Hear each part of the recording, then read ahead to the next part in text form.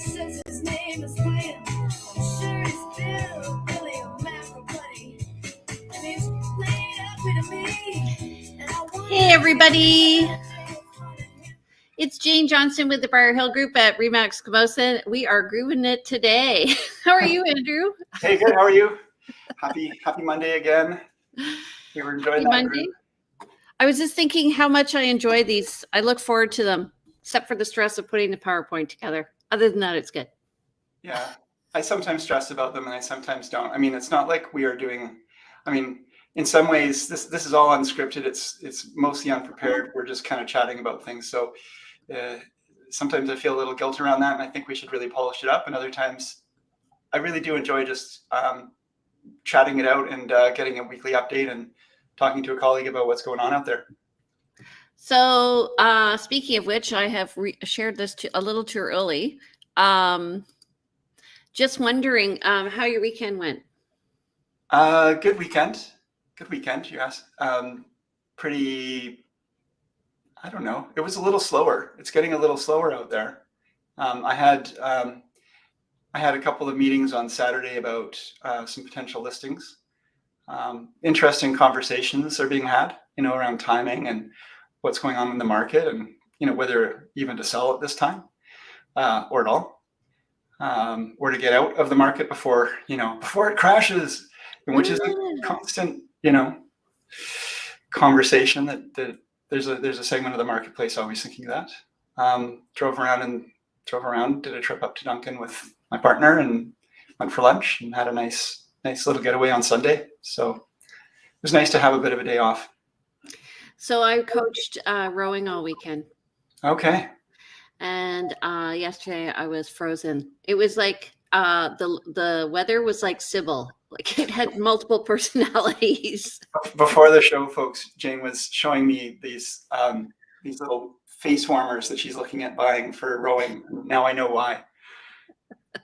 Buffs. They're not face warmers. I don't know. They go around your neck and they come up and cover up your ears and mouth, and I forget what you call those, but technical gear. Yeah, they're buffs. Yeah, it was it made me miss teaching.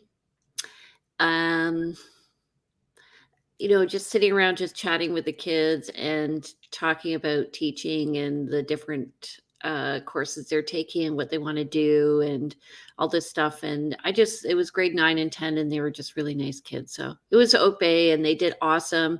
And our very last race, actually, our boys quad won, and they were like, yeah, it was so nice.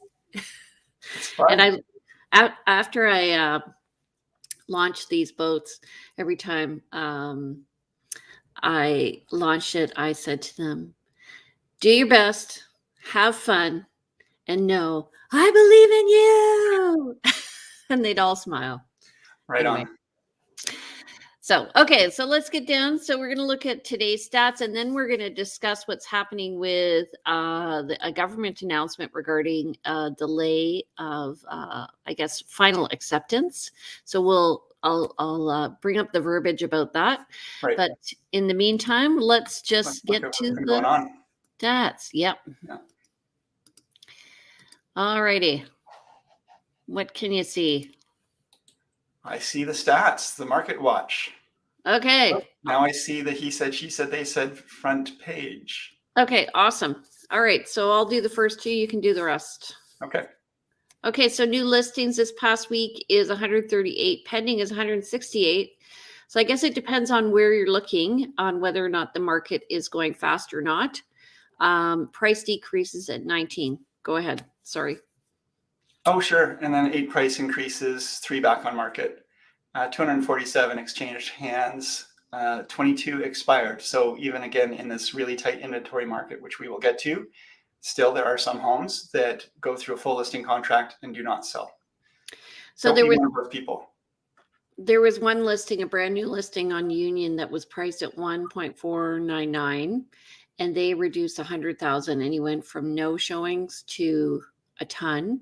Yeah. And he also went from like not having the landscaping done to finishing it off, and it made a huge difference. And I know that they got an offer on Sunday. Okay. Not multiples, but at least one offer. Actually, they did go into multiples. So sometimes it's a question of really like, and probably they got over ask. I don't know. Well, they previewed what they were probably thinking. And Jane, you can take off the bottom banner. We've got the double banner happening. Oh, sorry. No more singing. Stop singing. Okay. There you go. So this shows the sort of cycles in real estate over the last number of years back to October 2019.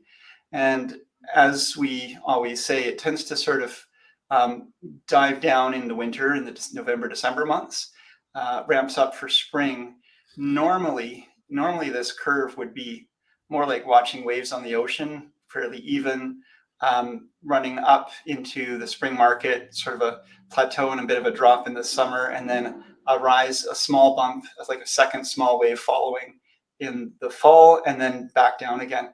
What we have been seeing lately, and this active listings here, is just going down and then not really much of a bump, and now continuing to go down. We're almost under 1,000 listings in all of Greater Victoria. That's all the single family homes, that's all the condos, that's all the townhouses. This is soup to Sydney to, the Malahat. Gulf Islands. Yeah, the Gulf Islands.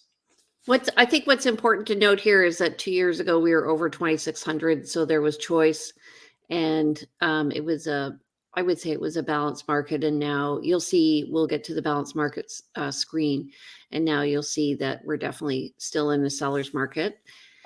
I could be wrong here, Jane, but I seem to recall hearing our long-term average is around 3,500 listings on average. So we are nothing. And the reason for that is because the list to sale ratio here is very high. So you could see 2 years ago, the new listings were around 900. We're still up around that, but our sales have also increased. So whereas normally they would be around 600, we're up around 800 sales. So when you see the bar graph and the line below it coming together, that means the ratio is in favor of sellers. Yeah, you can see that down below at the bottom of this graph, it shows the listings are the bars, the sales are the lines, and they tend to sort of follow around each other a bit, but not always one-to-one. And when on average the sales are less than the listings, you're going to have inventory going up. Why is this showing sales? This should show inventory going up, but our inventory has been going down. What am I missing here? The inventory is going down because the new listings are not high and the sales are still high. Like we're almost where we were last year, where list to sale is almost 1-to-1. Yeah. So that's why. And also, if you look, it says peak and bump, and the peak refers to the list to sale ratio. So we had a peak in March of this year of very quick sales. And then actually that bump should be in August. You'll see another bump in the next graph where we have the ratio. This shows the ratio much better. Yeah. So the bottom, when we're at 30%, we're in a balanced market. And as we move up, we're in a seller's market. This side graph is a little bit off, but it's showing that we really peaked in March. And that's because when you look here at the previous, you can see that the list to sale ratio, we had a lot of sales happening and relatively few listings coming on the market. Yeah. And again, some listings, I guess one of the reasons why that doesn't add up completely is that doesn't show the expireds. So there are still properties that expire as well that take the properties off market. Yeah. And so what that does is it affects the average house price. So 2 years ago, the average house price was just over 900. This is also for Greater Victoria, including the islands. And now we're up at 1.3 million as the average. And, last year we were talking about how we were hovering over just at $1 million. Once we went over $1 million, it's like, boom, there was a jump. Yeah, there was resistance. I think there's psychological resistance plus the resistance of, we've talked about this before, but the fact that you need a higher down payment once you're over $1 million because you can't insure through CMHC or Genworth.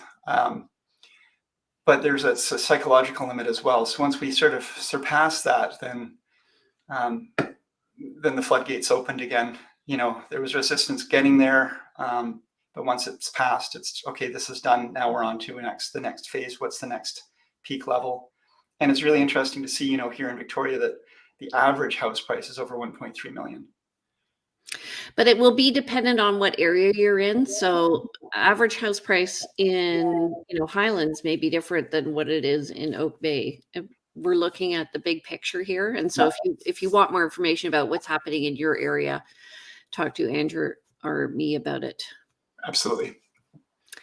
So condos, remember last year we did our little study to see whether or not condos were actually depressed, and we found that they were, and they had kind of evened out, and then they took off at the beginning of this year, and they've really risen steadily over the past few months. And I think that's because people are more comfortable with being closer together again. Yeah, I mean, you can see if you follow this graph sort of generally back to October 2019 that it was on a rise through the last part of 2019, early 2020. Then there was a dip in April, COVID dip. And then it kind of came back, but it was suppressed. And then it's now really kind of getting back to where it probably should have been all throughout. But I think because of COVID, condos tend to be a smaller living space. And I think people were feeling kind of cramped and needing to, preferring to find a larger space. So condos were maybe not as quick to sell. Right. And so, but townhouses have done extremely well. Yeah. We could see they've steadily increased since January 2020, with going from 625, and now they're up at 850. And personally, I like townhouses because they give you a bit of green space. You're not, over somebody or under somebody. So. I think they've come into alignment as well. I mean, this is a really swiftly rising graph right now. I would be surprised to see that continue to rise, and I'd love to hear your opinion on this, but I'd be surprised to see that continue to rise into the spring as dramatically. If house prices continue to go up, it may follow, but it's, I feel like it's just filled the gap now in the difference in price values. Well, and also when there's always a ratio of houses to townhouses to condos, and that's because if you look at the price of a house, let's say it's $750, and you look at the price of a townhouse at $750, the townhouse is actually more expensive because you have to pay the strata fee on top of it, so your gross debt service ratio is going to be too high or higher. So relatively speaking, townhouses are always going to be a certain percentage under homes. And we're seeing that here where, single family homes are up at 1.3, condos are at 625, and townhomes are at 850. Yeah. Okay. So let's look at year-over-year comparisons. You go ahead. Sure. So it's showing average sale price, and this is a different number than we were saying over 1.3, but some of these calculations are run differently, I guess. October 2021, the average sale price was 1.246 million, almost 1.247 million. That's up from just over a million, 1,016,800 last year. Units sold is down from 394 last year to 264. And I would suggest that those numbers would be not down if we had more inventory. And then days to sell are also down. That's a good way for sellers. The average days to sell is now 21 as opposed to 32 last year. Right. And that says something interesting to me. So even though the units are down, I think that's because there's less inventory. Exactly. Yeah. Yeah.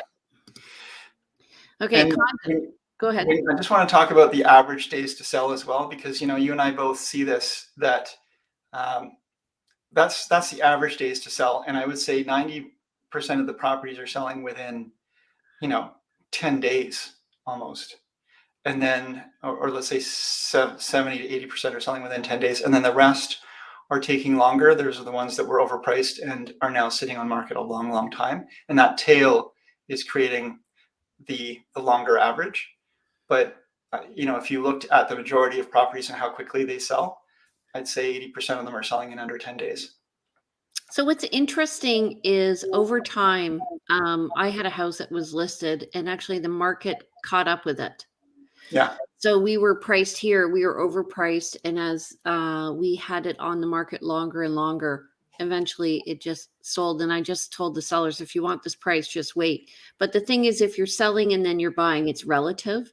And Yeah. so if you're selling here and buying here, the price of homes relative to one another is going to be the same. But if you're selling here and you're waiting for your price and then you're buying, you're still going to have an issue because the buying is going to be more expensive as well. And actually, I'm seeing this with clients right now who have been approached to sell a half duplex, and they don't have to move for a number of years.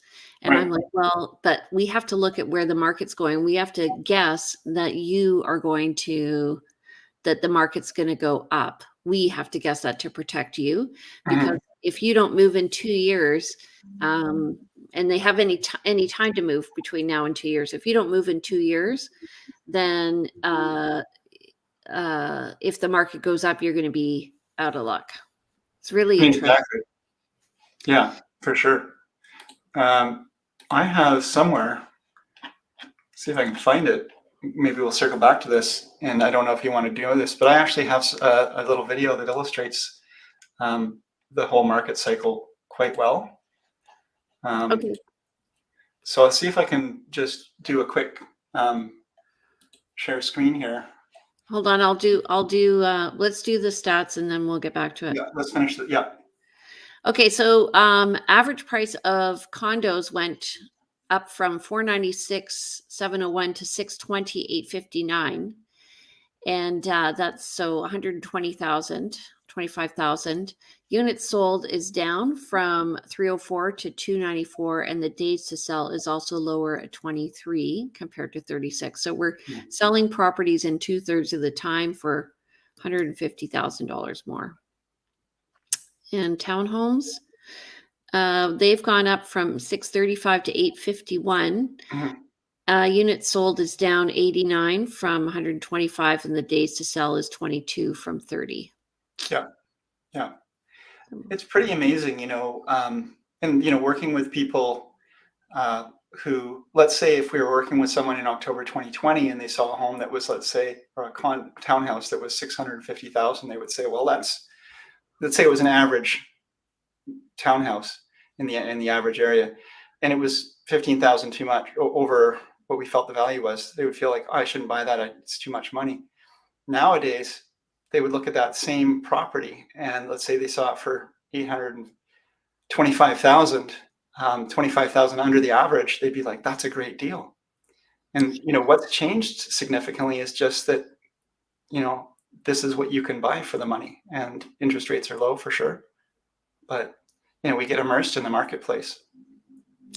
Yeah, and I think also if you what I tell people, if you think maybe you might be overpaying a little bit and the market's rising, or if you're going to be buying and holding over a long period of time, it's like buying stock in, Yahoo 20 years ago versus right at the end of its run. If you think that it's going to keep going, it's okay, but if it's not going to keep going, then you're not making a good investment. So how long you're going to hold on to it is important, because just statistically over time, the price is going to increase. Mm-hmm. It tends to be that if you look at all of the graphs that we always show you, the prices go up over time. They sometimes plateau. Maybe there's a bit of a dip, but over the longer term average, they continue to go up. So locking in when you can afford to buy seems to be the winning strategy. There will be times, just like mortgage brokers tell us, that on average, and pretty much any time in history when there's very few times in history when it's been better for you to lock in your rates as opposed to go to a variable rate. Most of the time you do better by going with the variable, and most of the time you're going to do better even if you pay a little bit more. Not that we want to continue to see, honestly, do we want to continue to see this market continue to rise? 30% rise in year over year, that's a lot, but it did that in early 2000s as well, and then it comes down again. 30% back then of 250,000, 300,000 still felt like a lot of money. Feels like a lot of money now, but money isn't worth as much as it used to be. So that's the key takeaway, I guess. Yeah. Okay, so the waterfront, they've done well. So they went from 1.4 million up to 1.9 with 24 units sold, just 2 more than last year. And the days on market is significantly less, 41 compared to 114. Yeah, waterfront's really been taking off.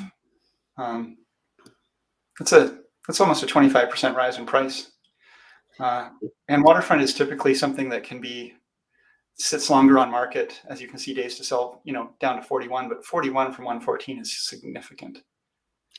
I like waterfront, but it can be a bit cold in the winter. Yeah, it can be. Yeah. But you look at the gap, now in price between waterfront and an average home, and it's not, double for sure. I can't easily find that stat, so I'm not going to. Oh, wait, here we go. There you go. So average 1.2 for a single family home, and waterfront is 1.9. Right. Okay. So this is the home price index. So this looks at an ideal home. And in Victoria, the real estate board, this is the whole area. We're looking at 805 for October 2020 and up to 1,021,021. And what I did actually when I was doing this, I was looking over last month as well.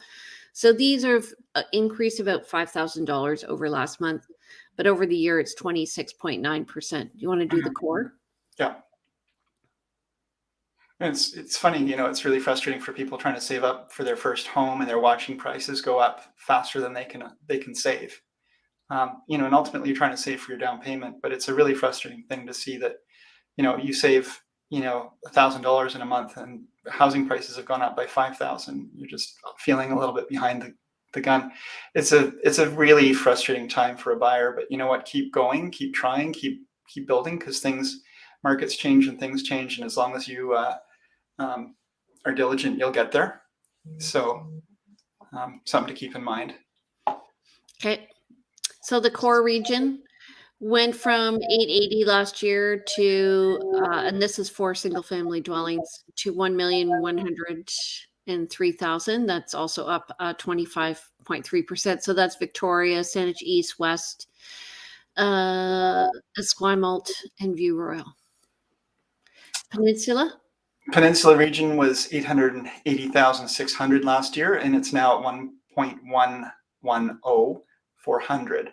That's a 26.1% change. So it's beating the core region slightly, and that's interesting to see, but it's not a significant difference. What's interesting to me is the West Shore region, Jane. Like, there's a lot of inventory that comes up in the West Shore region. There's a lot of growth in the West Shore region, and you'd think that would cause more, that law of supply demand, more supply, perhaps less demand.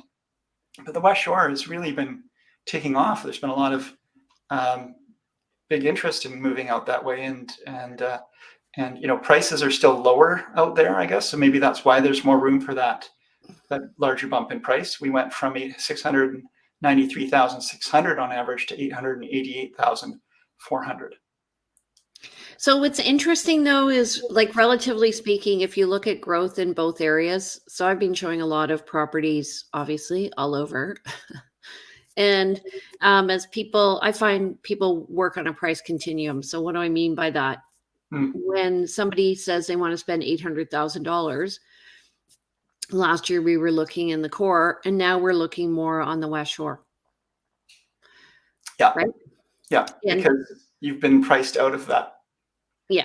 Yeah, And now also, like, if you look at the strategy of the different communities, the West Shore, that we're talking Colwood and Langford and thank you. Spook and View Royal, is their Chosen. focus, and Machosen. Well, less so Machosen. I'm just meaning the focus of those four municipalities is really being on density, increasing Right. density. Whereas the focus of North Saanich has been new construction on still fairly large lots. So that's why the price is higher. There's also less chance for density on the peninsula because we have a lot of agricultural land reserve and more limited development strategies. So, but it's the ALR and the larger lots that aren't really as subdividable, means that the West Shore has more room for growth. Well, also it's what we were talking about last year was septic, or last week was septic, Right. is the septic has enabled the subdivision to happen. The sewer coming into the I West mean, Shore. the sewer. Yeah. Yeah, the And lack of so, septic. yeah, taking those larger properties that were on septic that couldn't support more density, now with the sewer lines running past, they can support higher density in townhouses and condos even. So you're seeing a lot more growth in the West Shore for sure, and still lower prices. So that's why there's room for a higher price percentage, and I guess the lower prices as well. You were talking about listing a home and it was overpriced and the market came to catch up with it. And I'm going to try sharing this little video that I have. I made this a few years ago. I was with a different brokerage at the time, but I'm just going to try sharing this. It was pretty quick. It's a 1-minute illustration of how to sort of understand the market as it comes and goes. So we can hit play on this. Hi, this is Andrew Klein with Pemberton Homes Real Estate, and welcome to the 1-minute market update. Today we're looking at the relationship between price and time on market. At any time, properties are coming on market at market value, above market value, and below market value.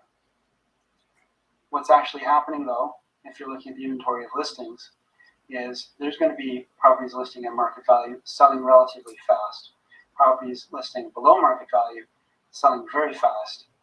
Properties listing above market value selling relatively slow.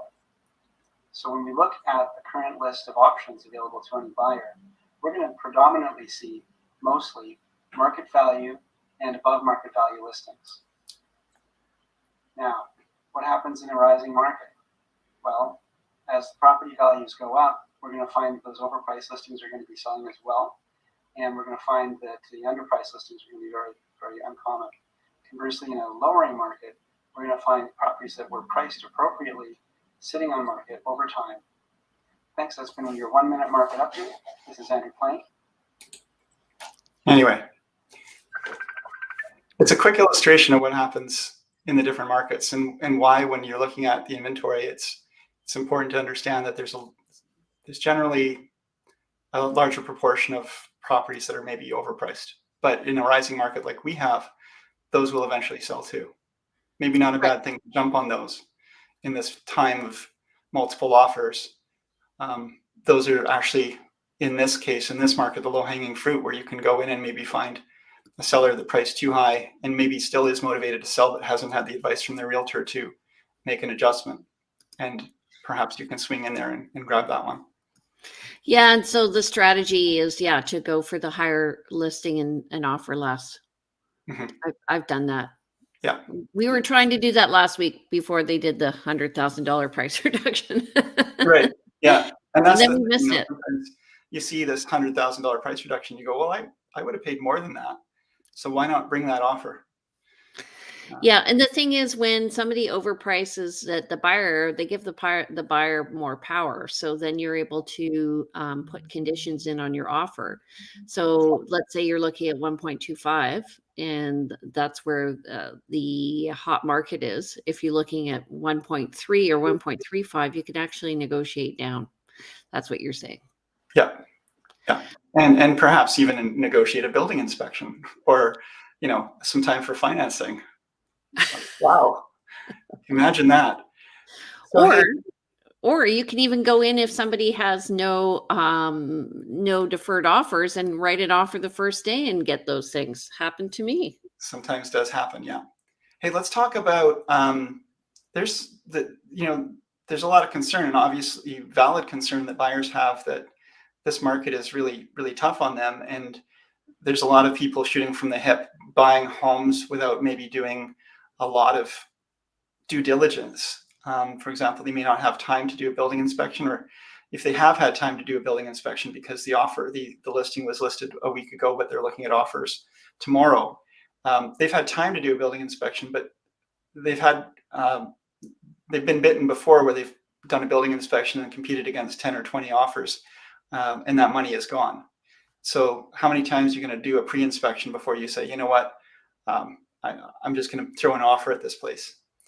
And there's an interesting journey that clients seem to go through of hoping and expecting they're going to get a property at a certain price point, be able to negotiate certain conditions, and they go through not failure, but not winning a number of times, and losing to unconditional offers over and over again before they say, well, I guess I've got to step up or step out. Here's the So problem I find is at yeah, the beginning, people feel like they're going to overpay because they yeah, haven't been exposed to the market before. And they go, well, if it's listed at 750, I think I'll offer 760. And I'm like, well, it really is dependent on how many people are offering. So that's why we wait till the very last minute before we submit our offer, because sometimes you can have a listing and you don't get more than one offer. So you wait so you don't overpay, and you pay list price. You could even pay slightly less. But if you have 5 offers, I can guarantee you going in $10,000 or $20,000 probably won't get you the place over asking. no. And you do want to look at what else is sold in the neighborhood, and also, like that video just sort of illustrated, if it's a rising market, you can look to the past, but you also have to project into the future. Where are things going? And And the other thing is that if you here's a mentality of a buyer, that if you offer and you get it, you've overpaid. yeah, no, you don't know, and you'll never know, and that's a frustrating thing. So let's talk about this. The provincial government, there's not a lot of details yet. You've got something to say there. No, I'm going to show you what what was Right. released. Okay. So the provincial government has announced that come spring, they will be bringing out legislation that will give a cooling off period for buyers. And I guess the idea, and again, with the lack of clear detail, it's hard to know exactly what this will do. But Jane, do you want to read this? Or Sure. a lot of Today, the BC government announced its intent to introduce legislation requiring cooling off periods for real estate transactions involving residential resale and newly built homes. This change is expected to be similar to the cooling off period in place for pre-construction, which is 7 days, condominium sales, and will be introduced in spring 2022. It should say strata because it's strata, not condominium sales. We are disappointed. This is from the BC Real Estate Association. We are disappointed that this decision was made prior to a broad consultation with industry stakeholders and experts. We believe policies addressing market conditions should consider the interests of all parties in a transaction, changing market trends, given consideration to regional impacts, potential unintended consequences, and should also include a defined process to monitor efficacy of the measures introduced. Without these details, it's not clear what has been announced will improve home buyer protection. BC's real estate regulator, the BC Financial Services Authority, will soon begin consultation on the appropriate length of a cooling off period. So it's not a choice, it's going to happen, and whether right. to include penalties for exercising the right to rescission. BCFSA will also be seeking input on additional policies such as restricting blind bidding, price baiting, unconditional offers, mandatory home inspections, waiving conditions, and other practices that may be identified as consumer protection risks. So price baiting would be where you deliberately list low. Right. Market conditions over the past year have left many British Columbians unsuccessful and frustrated when trying to purchase a home. We have conducted research on mandatory cooling off periods as well as other potential government interventions. We will be sharing our research with the BC FSA and with realtors. We have also begun to engage with media on this topic to ensure the public and government are aware of any pitfalls relating to this process. We will continue to meet regularly with the BCFSA senior staff advocating for the government to undertake fulsome and meaningful consultation with real estate professionals and the public prior to announcing policies, especially when they are previously untested in Canada. We are also requesting a meeting with the Minister of Finance. And I just want to say that this is a problem. This market is a problem that's not unique to British Columbia. And I have a problem with it. You have a problem with them having a problem with, sorry, what's your problem? My problem is I think that they haven't really thought it through. I think that did you just text me? Oh, you just texted me. Okay, gotcha. Okay. The problem is they think that they're protecting the buyer by doing this, but what happens is, say you list a home and you're a seller, and we negotiate the price with the seller. We show them the stats, and they price the home accordingly. We give them different strategies and what we think might work, and sometimes it doesn't work. I've seen properties listed, and they go, "We're looking at offers next Monday," and no offers come in. I mean, it happens, and some people are still, when you talk to them, they want to list high and they want to negotiate down. That happened a few times last year with me, and I've got a listing right now. People will choose what makes sense for them. Price baiting is hard to quantify. We'll sometimes see properties listed, or we will list a property that in good faith we expect that we're even, maybe at the top of the price point, and had even suggested maybe, the seller has said, I want to try for this price, let's see what happens. And yet you still receive multiple offers well above asking because the market just really took to that home for some reason, or there just happened to be that. You'll have the opposite as well, where, there definitely, I've experienced definitely properties where it's really clearly underpriced and designed to create a bunch of churn. And that's frustrating for my colleagues and myself highly, because nobody wants to be taking, 3 sets of clients through a property that they're all assuming is possible to buy for $700,000 for this beautiful house in Gordon Head, when it's clearly going to go up above $1 million.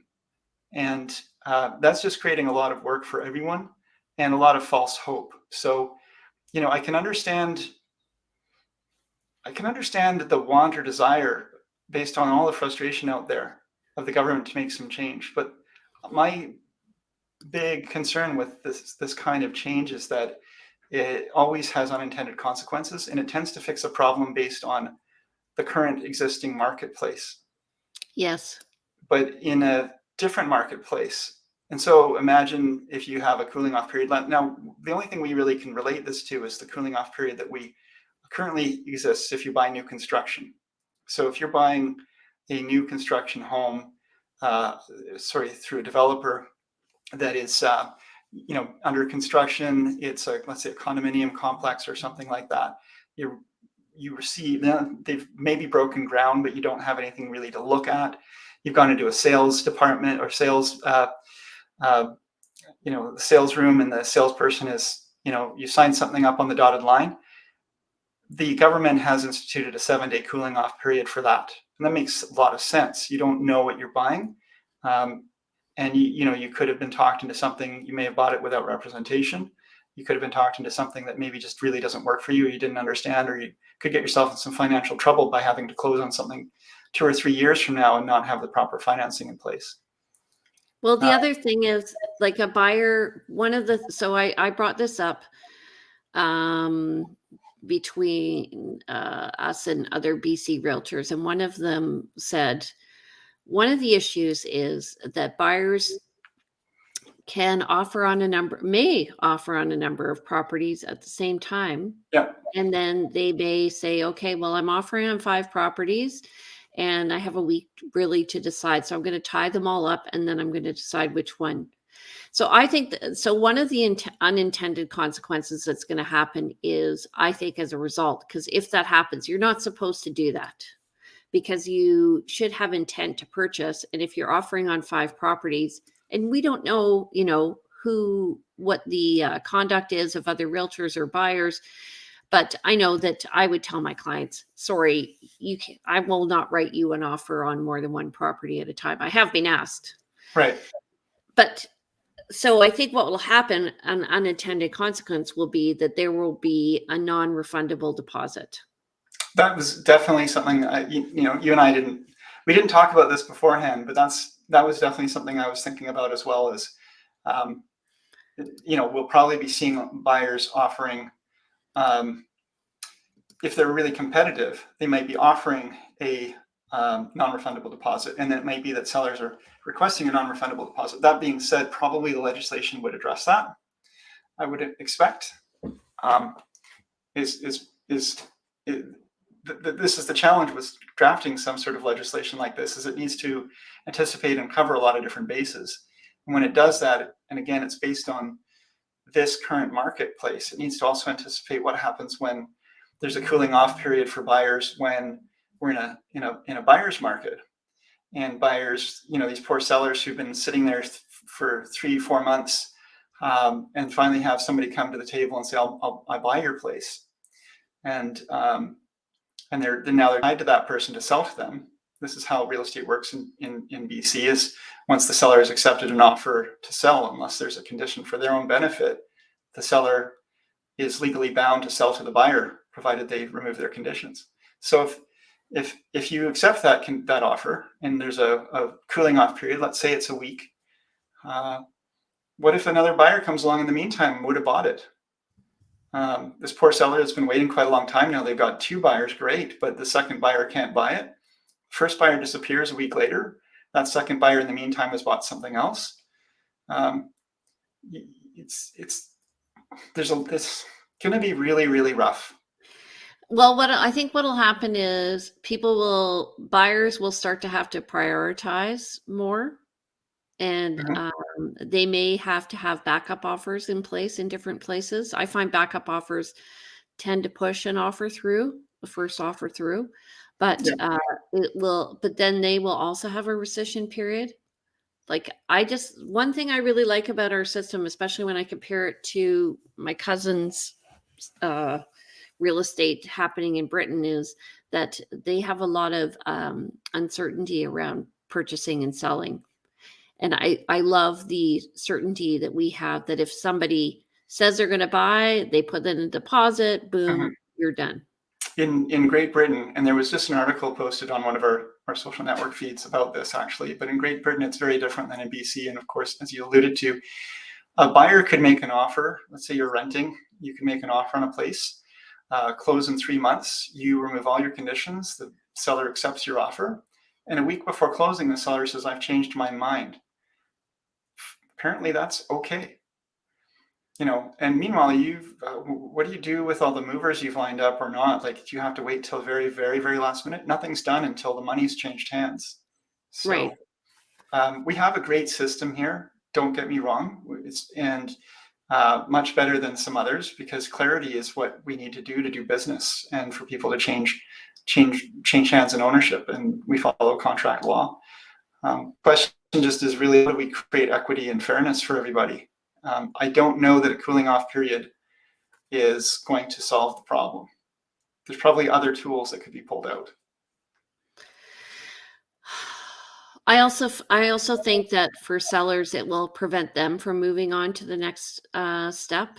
So in Britain, actually, what happens is once the contracts go to lawyers, then it's considered firm. I asked my cousin because I didn't really understand the system, but okay. But what we follow here is called the Torrens system. Anyway, so once for a seller, in order to purchase another property, they're going to have to wait a week as well before they decide to move forward. So they may lose out. So then what happens? Do they then go after the buyers for damages because the buyer decided not to move forward? Right. We have a lot of time clauses when you've got an offer. You know, you might be making an offer on a house and say, well, I'm going to buy your house if I can sell my house. And that seller of that home can can accept that offer. And generally, they'll accept it with a stipulation that they can come back to you and say, you've got to buy it regardless of having your home sold, because I've got another buyer here who's unconditionally agreed to buy my home. And if that situation comes up, then they can come back to the first buyer and say, okay, either remove this condition to sell your home or step away so I can work with the first buyer. But when there's a cooling off period, that's going to really cause a lot of damage to that system as well. It's going to have to adapt. You're going to have the cooling off period for at least a week before they decide. Also, I'm thinking that maybe some people may say that there's going to be languaging around people revoking that right. Mm-hmm. Even though legislatively they shouldn't be able to. I can see that somebody will say, well, I want to make the whole thing is everyone wants to make their offer stronger than everybody else. So how are they going to do that? Yeah, so what we're talking about here is that even just like people, pay their taxes, people are always looking for loopholes, so that they want to be able to, not have to pay as much tax as they have to. And when a new regulation comes into place, people look for the loopholes in that regulation, and they maximize those loopholes. They find a way around it, perhaps. We are going to see probably a lot of that, and it will create uncertainty in the market, which will cause the market to falter if that really comes about, because uncertainty causes people to hold back. It causes uncertainty. Uncertainty causes uncertainty. This which that's not what it's with the uncertainty. People are going to have a harder time making decisions. They're going to have a harder time making that firm and binding contract. And with that, we're going to see probably intended effect, which is a cooling in the market. But that intended effect could be harder and faster and stronger than is anticipated, and will cause more harm than good, is my thought. I think that all these policymakers need to go through empathy training. Empathy training meaning they need to sell their house and then let me know what you think really about this, how the system works. Because right now, what we're experiencing is a result of, I think, a global phenomenon. It's not just local. It's not BC. It's all over the world. It's all over the US. It's in Europe. It's crazy. And people have been responding to a pandemic. Mm-hmm. So to create legislation to change the fundamental way that our real estate system works, and it works so well because they want to slow the system down. You can't slow a global pandemic down. You can't slow fear down. Right. Yeah. Anyway, but what I see is buyers are going to be like, well, okay, so I have an extra week, but now all of a sudden I have my choice of properties that I can offer on. Like if it's offer Monday, over the next week, I can really decide more if I want. And are they going to be doing more investigations? Maybe. I mean, a lot of people. Right. On offer Monday, instead of making an offer on one property, an unconditional offer other than this rescission period, they may make 5 offers because they can rescind 4 of those, and so they can roll the dice a little more easily. And do you think that's going to bring prices up? Because you're going to see, instead of 5 offers on a property, you're going to see 45 offers on a property, because now everyone will be prepared to buy everything instead of making a choice around one or the other. Yeah. So the whole idea is here, I think I've got no problem with tweaking the system and trying to improve it. I think it's a matter of really, really clearly looking at all the potential, well, again, the loopholes, the potential fallout, and also think about what happens in future markets as well, because any legislation or any change you do to the marketplace should apply across all future scenarios, not just try to fix a problem that's one existing right now today and may not exist even come spring. Yeah, and the thing is that markets are cyclical. We have been through a few since we've been in Yeah, business for 15 years, and we've yeah, seen the market go down. And I'm sensing right now what with my buyers is they're asking way more questions than they were a year ago. It's not as easy, and so just to assume that it's going to continue on a pace, it's not. It's not, and so there's going to be a shift again, and the market will even out. We've seen that yeah. now. And if So it shifts in conjunction, like independently of the legislation is applied at the same time, it will dramatically um, impact the marketplace. And I'm going to hope and trust that the government um, can take all that into account, but that might be a little naive to think. when I worked in government, I was a provincial employee working at the Ministry of Education, and we had a new government come in, and I remember they were coming up with all these ideas. What do you think? I was working in education technology. Let's give everybody a computer. Let's do this. Let's do that. And I'm like, we researched many of these things anyway. We had to go and research them all again, and I thought, really, they're just picking without a lot of thought.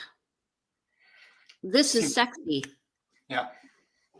Oh, well, that is the point. I mean, government doesn't stay in power unless they are able to provide the sort of the key points to the people that they're, touching on the pain points, I guess. And right now, this is a pain point that's very clear. And if they can create some legislation to say, we're doing something about this, then they get to look like a hero. But unfortunately, governments come and go, and we're all going to have to live with this legislation. Legislation tends to come in, and then it's kind of hard to get rid of. We're realtors. I mean, smallest violin. Nobody's going to really feel bad for us realtors, but we're dealing with a lot more paperwork than ever we did before in terms of disclosures and protectionism, and also almost I'd call it invasions of our clients' privacy, because we are asked by our federal government to double check ID. That's fine. To determine if they are politically exposed in any way, to ask for a number of banking details for the money that's coming in, and we're supposed to not just wear our realtor hat here, but we're supposed to be an adjudicator of this information, a collector of this information, large fines if we don't do it correctly. And and we have and then of course reporting commission to our sellers when there's an offer. Even if there's 20 offers, we have to report out the commission payable for every single offer. And we can't just do it on one sheet. We can't do it in a spreadsheet. we kill a tree for every transaction. Yeah, Yeah. it 20 takes pieces hours. of paper sometimes. Yeah. And the whole reason for that is because they want the sellers to be able to think over. And what I found is the sellers are like, why are you disclosing this to me? We already negotiated it in the listing. I'm like, I know. I think I'm not opposed to a disclosure if something differs from the listing contract.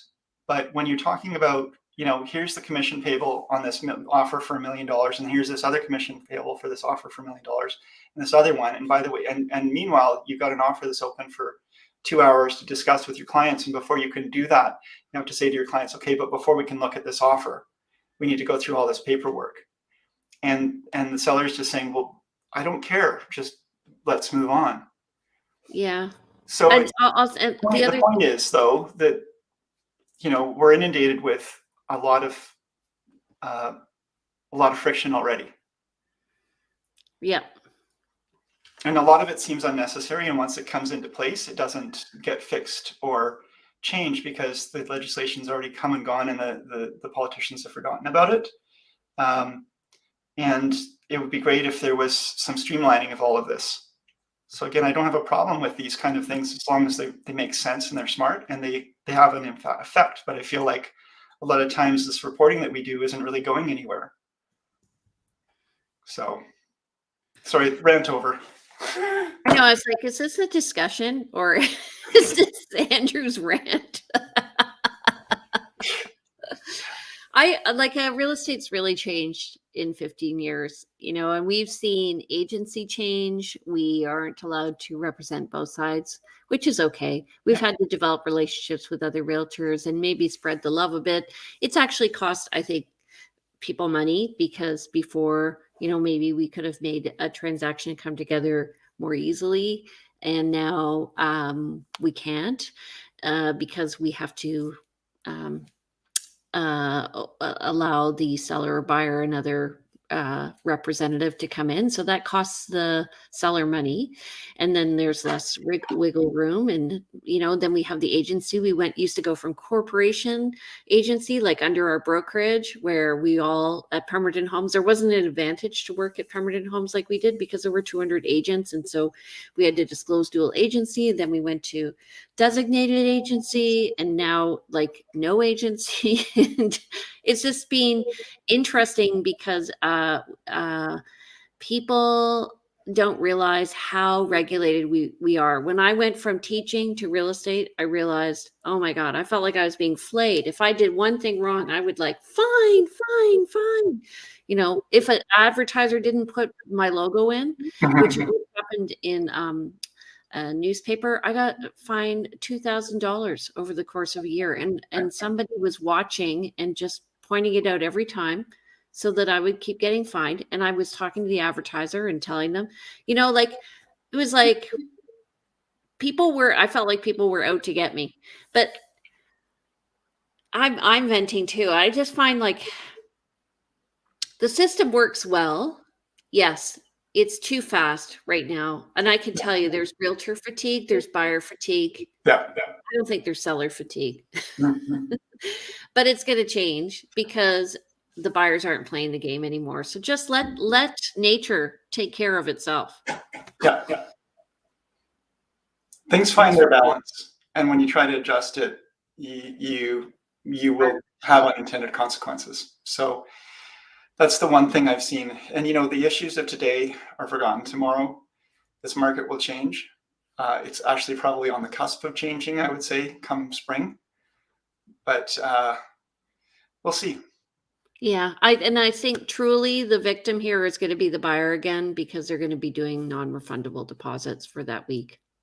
I think buyers and sellers will both be impacted, and there will be people who will win. There will be gaps and niches where there's advantage to be taken through following rules or utilizing those rules where other people may not. But again, it remains to be seen. We're all going to be thinking about how we can both, how we can best serve our clients under a new set of rules when those rules come out. And and at the same time, our goal, our role is to follow our client's lawful instructions. And if a client instructs us to do something legal that we may not believe is moral, we've got a working relationship with these people. If it falls into the realm of legal, we are bound to do that. Unless we choose to sever that working relationship, which can't always be done at the 11th hour, without causing our own set of complaints around us not providing agency to a client. Yeah. So it's going to be interesting times. It always is interesting times, isn't it, Jane? And one of the things that we both love and find frustrating about this business is that it's constantly evolving and changing. It's a people business. It has nothing to do with real estate, really. It's about managing people and their expectations. And anybody who thinks that it's about us like trying to artificially raise the price of homes, I mean, really, we're just trying to do the best for our clients, either on the buying and the selling side, and by working both sides of the market. You see both sides. You cannot be insensitive to both sides, or otherwise you can't be successful. No, absolutely. And in fact, the best transactions are the ones where you're working with a seller. Let's say in this marketplace, you're working with a seller, and you can you can help the seller understand what the buyers are going through. The sellers can make choices that maybe help all the buyers feel better, even if those that lose. By providing additional information, by being good at communicating with your colleagues and those colleagues who are working with those really frustrated buyers. It's that lack of information that causes the most pain for people quite often. Yeah. So, the empathy is a big piece. Okay. So we have reached an hour. God, Probably our longest show. How do people get in touch with you, Andrew? They can reach me by calling me or texting me at 250-360-6106. You can email me info@andrewplank.com or check out my website, andrewplank.com. And Jane, how would people reach you? Well, they would reach out and touch me through briarhillgroup@gmail.com. My number is 250-744-0775. And you can reach me on one of my two websites, briarhillgroup.com or vancouverislandtime.com. And you can subscribe to our monthly newsletter. And we're going to put this in there this month. Nice. Okay. Well, thanks, Jane. Always good to chat. Always fun. Yes. Next week, we're going to have Yvonne Landstra. She's an award-winning stager. And she's going to be talking to us from Calgary. So she visits Victoria often. And so I asked her if she would be kind enough to be our guest on our show. So she's going to be chatting to us about what's happening in staging. Woohoo. Okay. Maybe we can get some tips on setting up our homes. Yeah. All right, everybody, have a great day and a great week. We'll see you next Monday. As always, if you're watching us on YouTube, please don't forget to subscribe. Woohoo. Excellent. All right, have a good week. Thanks, Jane. Thanks, everybody, for watching. See you next week.